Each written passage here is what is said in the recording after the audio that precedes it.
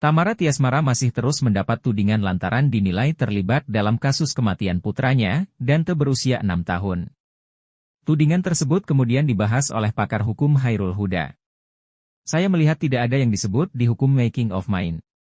Making of mind itu semacam kesepahaman antar dua belah pihak karena si ibu korban tidak ada di lokasi, tidak ada di tempat, tidak berkontribusi dengan terjadinya peristiwa, kata Chairul Huda saat ditemui di kawasan Pamulang, Tangerang Selatan, Rabu, 21 Februari 2024. Kemudian Tamara dalam hal ini dinilai tidak melakukan kelalaian karena telah menitipkan putranya berenang bersama orang kepercayaannya dalam hal ini Yuda Arfandi.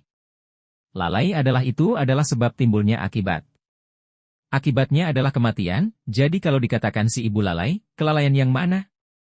Dia tidak membiarkan anaknya pergi ke kolam renangnya sendiri tapi pergi bersama teman dekatnya, ujar Chairul Huda. Apabila kelalaian disangkakan terhadap Tamara, namun faktanya mantan istri Angger Dimas ini tidak berada dalam lokasi saat melakukan pengawasan ketika putranya berenang. Jadi baru dikatakan lalai kalau anak ini jalan sendiri ke kolam tanpa pengawasan ibunya karena tidak pandai berenang akhirnya tenggelam, sambungnya.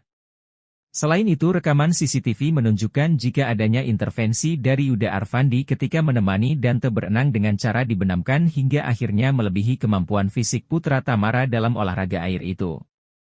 Ini pergi bersama orang yang dipercaya, lalu kemudian meninggalnya korban dari CCTV kan bukan karena tenggelam atau tidak cukup pandai berenang. Tapi ada intervensi fisik dari si pelaku terhadap tubuh korban yang menyebabkan korban tidak dalam keadaan yang leluasa hingga kemudian berujung pada kematian, ucap Chairul Huda.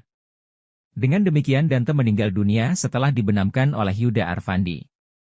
Jadi lalai di sini sebagai sebab dari timbulnya akibat, dari faktor yang ada tidak menunjukkan si ibu ini lalai, sehingga tidak relevan kalau si ibu disebut lalai karena menitipkan pada orang lain, jelasnya. Chairul Huda menambahkan lewat fakta-fakta dari pihak kepolisian dinilai Tamara tidak melakukan pembunuhan berencana dengan Yuda Arfandi.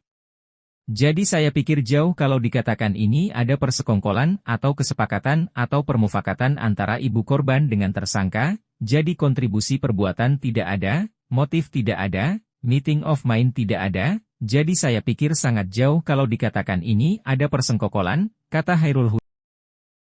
Download Tribun X sekarang, menghadirkan lokal menjadi Indonesia.